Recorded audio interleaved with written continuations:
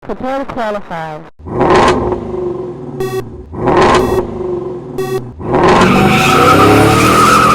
Start a revolution.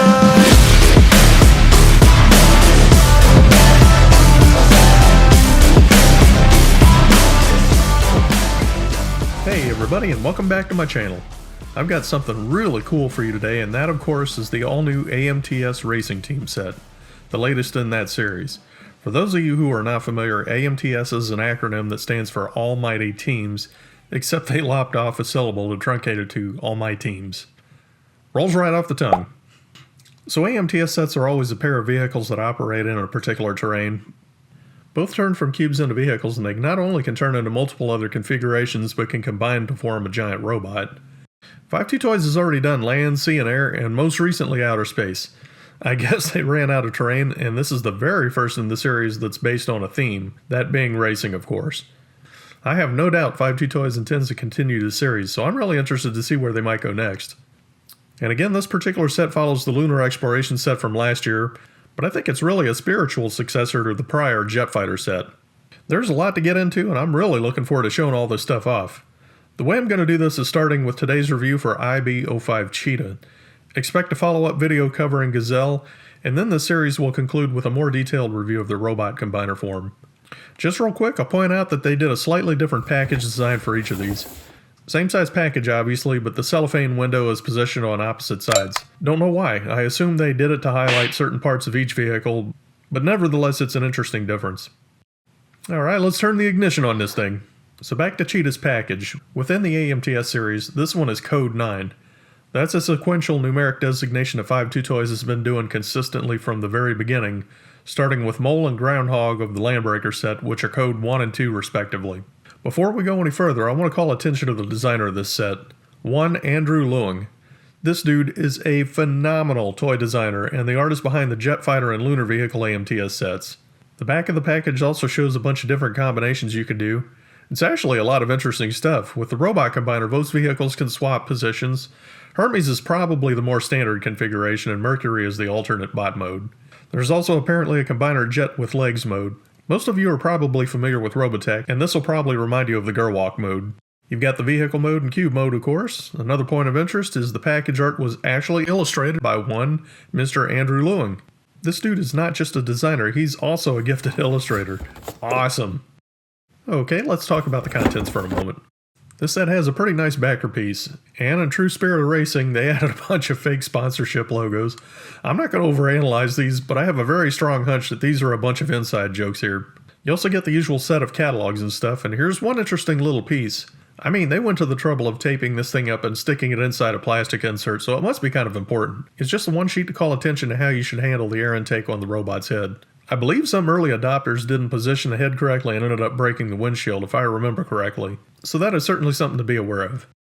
AMTS vehicles include these adapter pieces. Basically what they are is a sort of port converter, so you can attach 3mm or 5mm holes and that sort of thing. They also include this key, which is handy for adapter removal. AMTS sets are by design very modular, so if you like mixing and matching parts, this included add-on unlocks almost endless figure combinations.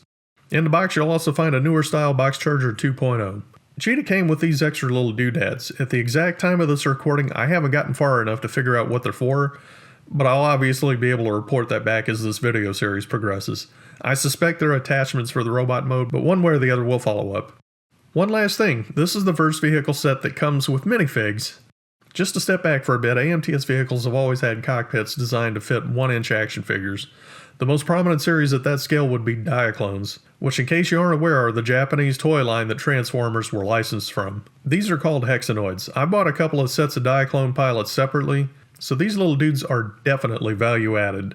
5-2 Toys appears to be progressively incorporating these little dudes into their Machine Cube series, most notably with the new 7cm box size, which are really more like playsets along the line of Diaclones.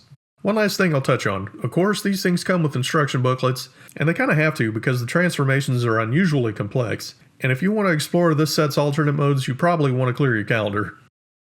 But this is what you came for. Moving on, we're going to talk about this vehicle and its styling. First things first, obviously it's very sleek. Again, according to the package, it's a formula racer, and a very high-tech, futuristic looking one at that. This thing just looks like a dart. As far as the wheels, they do spin freely with a caveat. That being, the front end piece has to be positioned in a very specific way because these wheels just barely clear the bottom of these struts. It's a long, skinny, flat piece, and if it's not lined up correctly, it simply can't roll. But when you have it set up right, you're rewarded with a cool figure that cruises. Let's talk about its styling. Obviously, it's very long and lean and flat, and in the true spirit of sponsorship racing, there are graphics all over this thing, and they look awesome. Then you also have this very cool bird feather design over the rear wheel covers. They kind of emulate the look of wingtips and are very much on the theme of speed. The red plastic has a very subtle sheen and it's not overtly sparkly. You got a lot of white and yellow graphics obviously, and again the sponsorship logos, including a Code 9 graphic. It's a completely unique vehicle design. I've heard a few people say it reminds them of different genres and that kind of thing, but for me, it reminds me of the type of vehicle designs from an anime movie called Redline. These fingers look like engine exhausts. I have to assume these are engine blocks that power each wheel independently. Then you've got this main big block engine under this transparent cowl. You'll see a lot of air vents and spoilers all over Cheetah, which I think is pretty accurate to real-world aerodynamics that require a very fast, lightweight vehicle that can become airborne if they don't have enough downforce to keep them on the ground. So about the engine cowl, I think this is the only part that has a silver graphic application. You got the AMTS logo there, and it can actually be removed. I love the look of this thing. Cheetah is absolutely a showstopper in my opinion. One downside is contrary to the tradition of AMTS vehicles, this particular set has taken some liberties. The air intake manifold, which doubles as the robot's head in its resting state, actually occupies the damn cockpit. Maybe it could be implied that this thing is at least partially autonomous. It does have room in the cockpit, which isn't as highly detailed as a lot of prior AMTS vehicles, but it gets the job done. Pretty simple to get your little dude in there. You just need to tuck his knees up and slide him up in there and push him in. What you're looking for is to get his head down below the windshield. So when he's in there, unless I'm missing something, you can't reposition the air intake in a way that makes sense.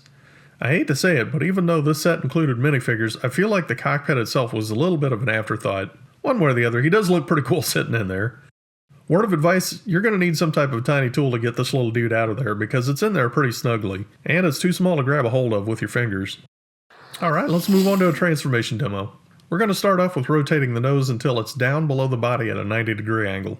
Then from this section, you're going to separate out the midsection right about in this area just before the engine cover. You'll need to separate the spoiler and then pop those pieces out slightly, just like that. Then we're going to separate these front wheel struts from these tabs, and what you're looking to do for the time being is rotate those pieces forward. If you have the air intake manifold / robot head poking out, you'll slide it into the cockpit. And the way you do that is by angling the head down so the forehead is seated below the windshield, and you'll slide it down at an angle and then forward. It'll sit in there securely. From there we're going to take the engine and rotate that down, then rotate this piece 180 degrees, so we have a little bit of a square shape there. Then you'll line the tabs up and that piece is going to sit right up against the nose. Now the wheel struts are going to fold sideways, so you'll just rotate them out like that. On the back half, we'll rotate these pieces back from this hinge part, just like so. Then you can push in those midsection joints so they're lined up again. Then we're going to take these wheel struts and rotate them forward like so. From the midsection joint, we're going to take these pieces and rotate them from the black section. So basically the wheels are turned up and it's rotated out at roughly 90 degrees from the main body. From these joints, we're going to rotate it forward 180 degrees so the back wheel cover points towards the front of the vehicle. Next, you'll take these air vents, or fingertips if you will, and rotate them around until they have no more resistance to the end of the natural extension of that joint.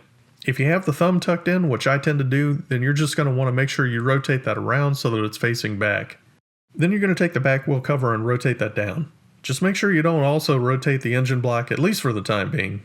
Next, take this hinge joint and push it back into this position. This part is a little bit tricky where these pieces meet up. Basically what you're looking for is to have that joint tucked in like so. Then you're going to have the back wheel cover mostly resting up against the side of this piece. Then you want to have this red piece, which by the way is not a moving part, so you need to be careful about how you're moving parts around. Just make sure the wheels and this joint and everything are tucked in, plus the fin facing the back side. Again, here's what it looks like on the opposite side. At this point, the fingers and thumb need to be splayed out, so the hand is in sort of an open palm position. That gives it clearance so you can rotate that piece all the way around, and it'll rest in this position. And this is about where we're at so far. What you want to do is grab one of these squeaky tight hinges. It'll rotate around this joint, rotate it up on both sides so you have about that look with the angel wings and splayed out hands pointing up. Then at this joint, you're going to rotate around so the wheels are facing up from the front of the body and it compacts up like so. Next, we're going to take this engine piece and slide it down so you've got a bit more of a square shape here. You'll know you're in the right position because the hand will be tucked neatly inside this space. This is about what you should be seeing from the front end. Then you got this piece that this whole structure is going to rotate around. Bring it up and around, and notice that there's this little tab that's going to connect to the part of the engine block. It's just going to connect like that, and you'll start to see this whole thing get squared off. You'll see the wheel cover tucked neatly inside that space also. It's one of those deals where it's a little bit tricky to position, but one thing that can help you if you don't have it lined up correctly is you can use the wheel cover to give you a little bit of leverage to help push it into position. Moving around to the back end of this thing, the midsection joints only move in one direction. You'll fold these down and they'll compact neatly around the mid-engine and the cockpit. One thing I want to point out is, because of the way it had to be engineered with joints having tight tolerances and rotating at odd angles, some of these parts will start to come a little bit loose. So just be aware that you might notice a little bit of a gap between certain joints. If that happens, all you need to do is work them back in. That'll be necessary to get it to compact correctly for its cube form. Back to business, we're going to rotate these pieces back, but one of the last things you'll need to do is tuck into the spoilers so they're butted up against each other. You're going to have these pieces lined up and rotate around that hinge. They're going to line up about like so. We've got these pieces splayed out, and that gives you clearance so you can rotate these very squeaky pieces forward. If you have it set up right, you're going to have the fingers sort of wrapped around the cockpit. Then you're going to have enough room to do the final connections. One of these is the tap that'll fit into this slot. For the last bit, we'll connect the nose. These fins will rotate around so they're pointing down. That gives us clearance to rotate the nose up, then you'll connect it to the undercarriage. And you can scrunch it up if needed. And there's your box mode. I do like its styling with these front wheels facing forward and all this fairly complex machinery compacting up real nice. On the downside, one thing I don't really care for, and this is true for both vehicles in this set, is there's no room for the figure inside its cube mode. Every other AMTS vehicle set, with the exception of Acteon from the space set, has a fully formed cockpit. It's almost as if the concept of piloted vehicles was an afterthought for the racing team. I'll probably have more to say about that as this video series progresses. At any rate, it fits right into its box charger. Now it's time to give Cheetah a box grade. This is my rating system of 6 categories of 5 points each for a total score of anything between 0 to 30 points. Cheetah is sleek and beautiful with high-tech styling, thoughtful graphic applications, and design cues that were clearly inspired by real-world racing, down from its intricate air channels to its sponsorship logos. Straight up, 5 out of 5. The AMTS Racing Team has great mechanical details and modular design with multiple modes, and its included adapters give you a lot of options to work with. This is a level up from prior sets with the first ever inclusion of a minifig pilot, totally earning a 5 out of 5. Transformation is kinda complex and something you may only want to do with its instructions handy. For as mind-bending as challenging as it is, it's still fun and forms a very iconic box design for a score of 4 out of 5. As far as articulation, a wheeled race car really only has one job. It has to roll on its wheels. Cheetah works, but that has to be prefaced with the fact that its ground clearance is so low that you really have to have everything aligned correctly for its vehicle mode, or the wheels won't have enough surface contact to spin correctly. With that in mind, while its construction is fairly top-notch with quality plastic, precision engineering, beautiful graphic applications, and on and on and on, by virtue of its extremely low profile, its articulation and construction are codependent balancing act for a score of 3 out of 5 respectively. This is a really fun vehicle to play around with. I love picking it up and looking at it, putting the little Hexanoid driver in its cockpit and zipping it across the countertop. While I have yet to explore alternate modes shown in the instructions, there will be more of that to come. In the meantime, this gets a score of 4 out of 5. And that brings the box grade total to 24 out of 30.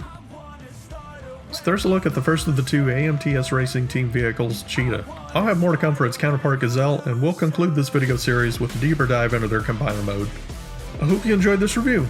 Likes, shares, and comments are always appreciated, and we'll meet again soon. I'll catch you on the next lap.